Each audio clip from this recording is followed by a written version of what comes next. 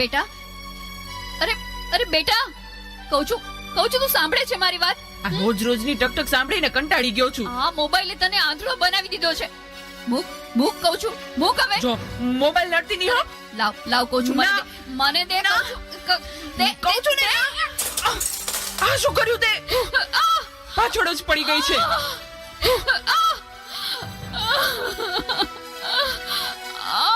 બોલાવતી નહીં હવે મને. હે ભગવાન, શું કરું મારે આનું? કઈ સમજાતું નથી. આજે ઘરે ઘરે આ સમસ્યા છે. મોબાઈલે માતા પિતા પ્રત્યેનો ભાવ સાવ ખલાસ કરી નાખ્યો છે. અરે શેઠ સાહેબ, તમે અમારા ઘરે? તું મને ઓળખે છે? મારા મમ્મી તમારે ત્યાં ઘરકામ કરે છે. એ સુશીલા એન્ડ કંપનીના માલિક ને. તમને તો આખું શહેર ઓળખે છે. તને ખબર છે બેટા સુશીલા કોણ છે અને હું આ સુશીલા કંપનીનો માલિક કેમ બન્યો? ના. તો સાંભળ. અતિશય સાધારણ કુટુંબમાં મારો જન્મ થયો.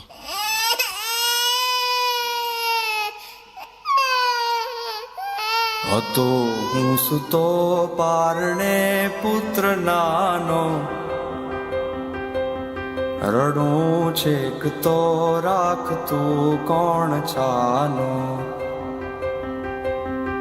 મને દુખી દેખી દુખી કોણ થાતું,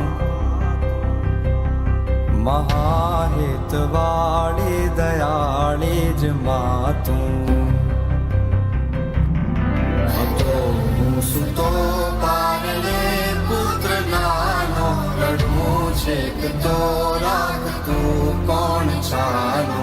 મને દુખી દેખી દુખી કોણ થાતું, મહાહિતવાળી દયાળી જ માતું. મારા બા અને બાપુજીએ ખૂબ મજૂરી કરી મને ભણાવી ગણાવીને લાયક બનાવ્યો. હું ખૂબ પૈસા કમાવા લાગ્યો. લગ્ન પછી જુદો રહેવા લાગ્યો અને મા બાપને ભૂલી ગયો. પણ કુદરતે મને થપાટ મારી. મારી બંને કિડની ફેલ થઈ. મારી પત્નીએ આ વાત સાંભળીને ડિવોર્સ લીધા. પણ મારી માએ જ્યારે આ વાત સાંભળીને ત્યારે ગાંડી ઘેલી થઈને દોડતી દોડતી મારી પાસે આવી. અરે દીકરા, એમાં શું મૂંઝાઈ ગયો હે? હું છું ને તારી બા. હે, હું જીવું છું ને ત્યાં સુધી તને કઈ નહીં થાય દીકરા. અરે ભગવાને મને તારા માટે જ તો આ 2 કિડની આપી છે. ડોક્ટર સાહેબ, તમે મારી આ 2 કિડની કાઢી લ્યો, પણ મારા દીકરાને કઈ ન થવું જોઈએ સાહેબ, કઈ ન થવું જોઈએ. માથી મોટું કોઈ નહીં, મળે ને હોય જળધર કે જગદીશ, સૌ કોઈ નમાવે શીશ, અંબા આગળ આલિયા.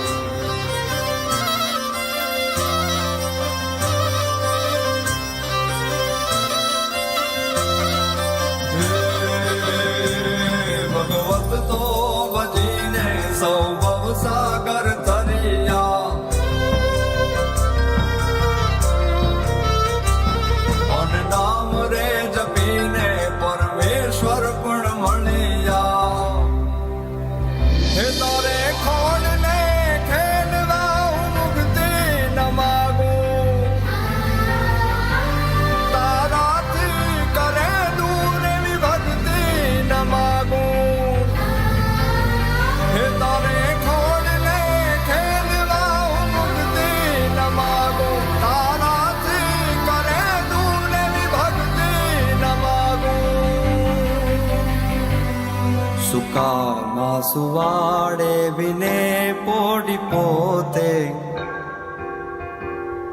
પીડા પામું કાંડે તજે સ્વાદ તોતે. મને સુખ માટે કટું કોણ ખાતું, મહાહિતવાળી દયાળી જ માતું. સુકામાં સુવાડે બિને પોડી પોતે, પીડા પામું પંડે તજે સ્વાદ તોતે. મને સુખ માટે કટું કોણ ખાતું, મહાહિતવાળી દયાળી જ માતું, મહાહિતવાળી દયાળી જ માતું, મહાહિતવાળી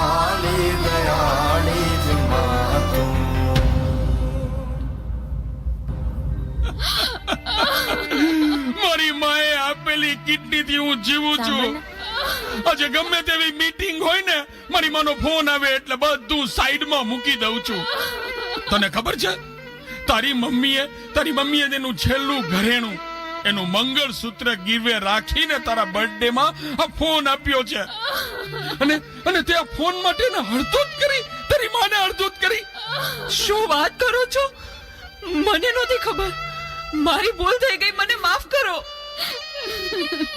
જો બેટા, ઘરે ભગવાન જેવી મમ્મીને હેરાન કરીશ ને તો મંદિરે ભગવાન પણ તને માફ નહીં કરે. એટલે તો તારે માફી જ માંગવી હોય ને તો તારી મમ્મીની માફી માંગ. Mummy sorry. હા, ફોન પાછળ હું એટલો આંધળો થઈ ગયો હતો. મને માફ કરી દે મમ્મી. અરે એમાં શું બેટા, ભૂલી જા એ બધું મારા દીકરા, ભૂલી જા. જો હું પણ ભૂલી જાઉં છું. હો. અરે મારા માટે તો મૂંગી કેટલું દુઃખ સહન કરતી રહી, અને હું તને હેરાન કરતો રહ્યો. મને માફ કરી દે મમ્મી.